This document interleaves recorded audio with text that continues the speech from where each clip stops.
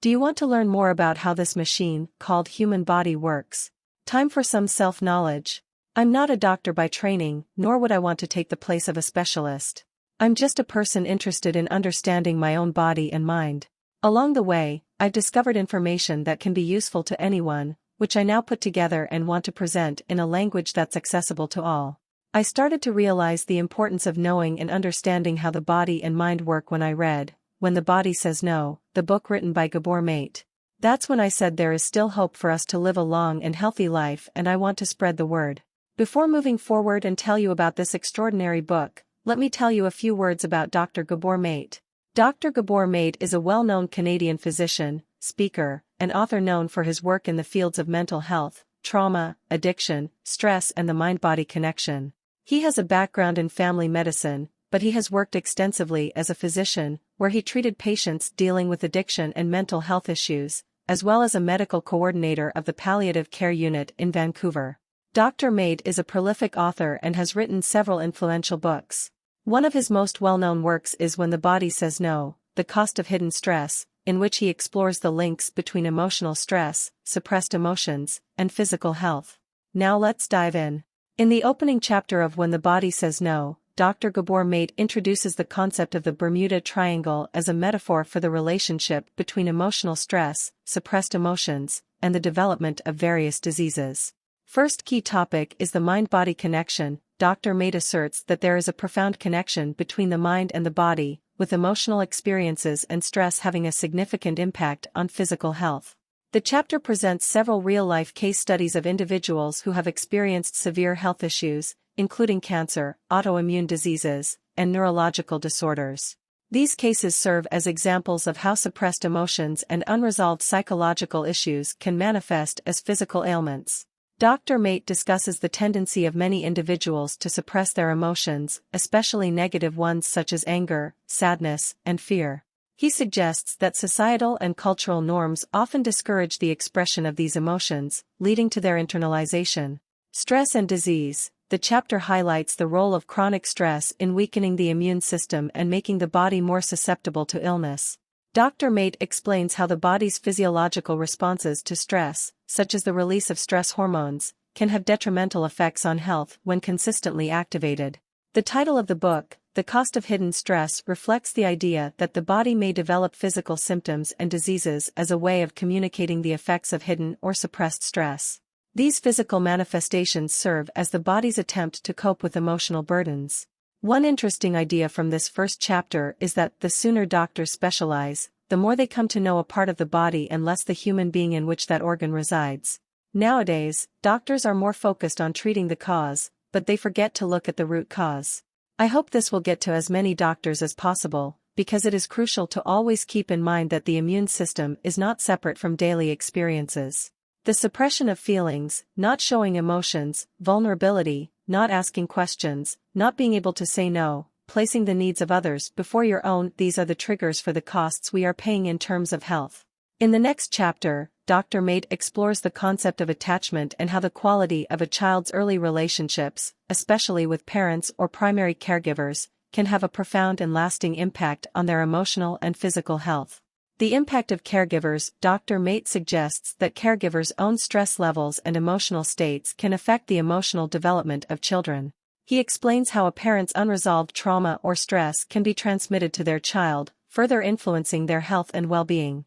The chapter delves into the physiological stress response and how it is influenced by early experiences. Dr. Maté explains how chronic stress, often stemming from childhood adversity or trauma, can lead to a dysregulated stress response system, impacting various bodily functions, and how it can contribute to chronic stress and increase the risk of stress-related diseases. Psychological and emotional stress could be generated by the excessive emotional involvement of a parent, which leads to a lack of psychological independence, as well as an overwhelming need for love and affection. Then, the inability to feel and express anger are possible factors for stress-related diseases, and this is mentioned during every chapter of this book with a main focus on the topic in the later chapters. Desperate need for approval might also be stress factor, as it leads to subjugating one's own desires and accepting many things to gain approval. Last, but not least, not knowing how to set boundaries and limits. It all starts with the early relationships, but it will follow during the entire life. unless you realize and work on correcting this. The key idea of this chapter is how the body's adaptive responses, including the development of physical symptoms and illnesses, may serve as a way to cope with or communicate the effects of hidden stress and unresolved emotional issues. Chapter 3, titled The Little Brain in the Heart, discusses the connection between emotions and the heart, highlighting that emotions can have a significant impact on heart health. He perfectly explains how emotional stress and unresolved feelings can have profound effects on the cardiovascular system. The heart as an emotional organ. Dr. Maté introduces the idea that the heart is not just a mechanical pump but also an emotional organ. He discusses research indicating that the heart contains a complex network of neurons that can influence emotional responses. Human interactions, especially emotional ones, affect our biological functioning in countless ways and almost every moment of our lives. We perceive stress as an immediate response to a stimulus, nervous agitation, usually in the workplace, family, relationships, etc. But stress is not a subjective matter. Stress is a measurable series of physiological events in the body that involve all organs and can occur without observable effects, can happen unconsciously. For example, patients in an unconscious state, animals, and even plants without a nervous system can experience stress. Stress equals internal, visible or invisible changes that occur when the body perceives a threat to its existence or well-being.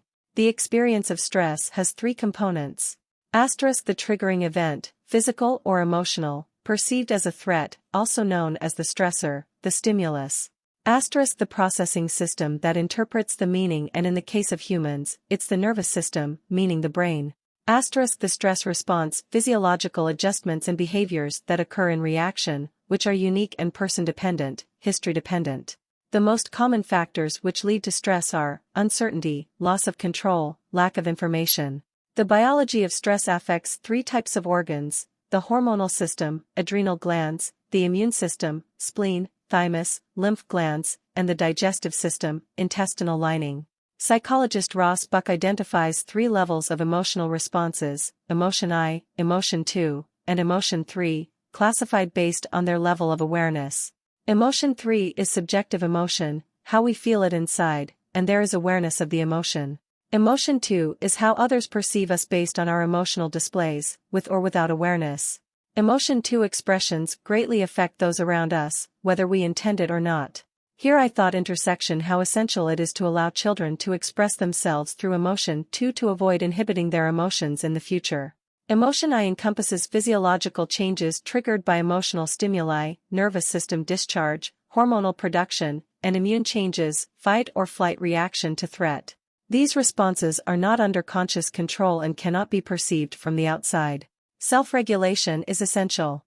Self-regulation involves fulfilling emotional competence, the ability to handle one's desires and feelings adequately and satisfactorily.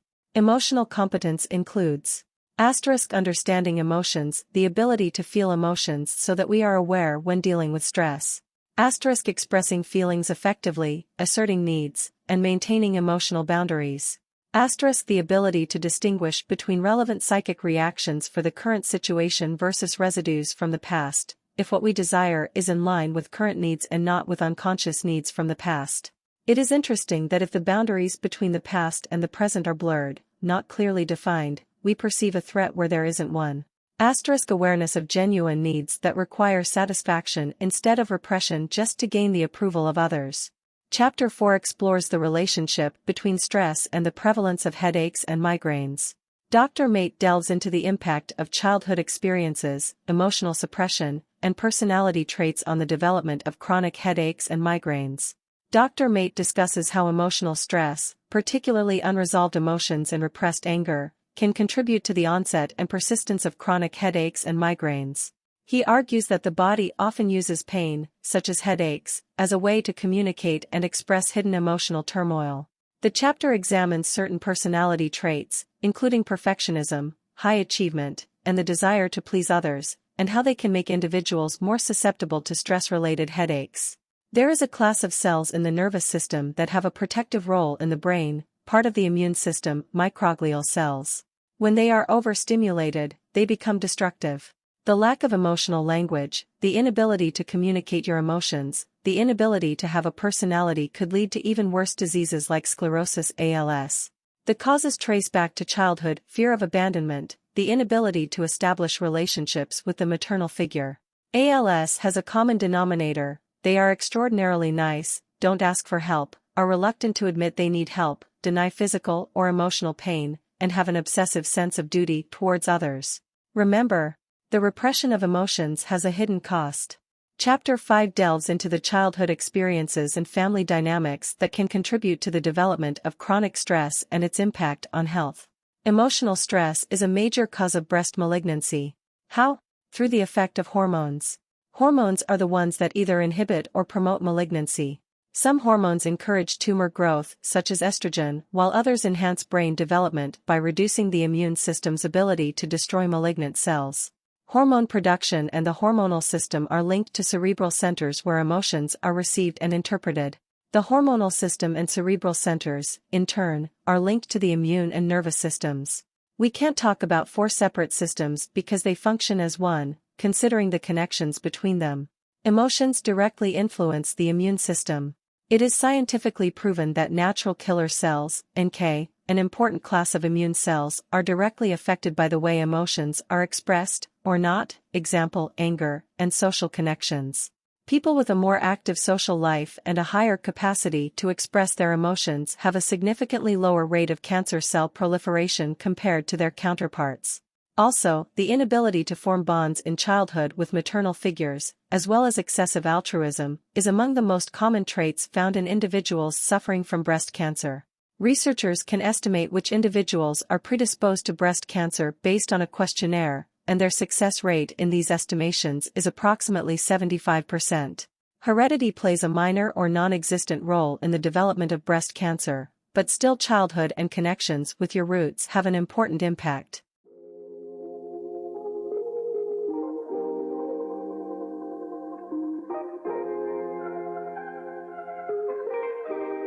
Guys, I hope you find this as useful as it was for me when reading the book and going now again through my notes for you. This is the end of part 1.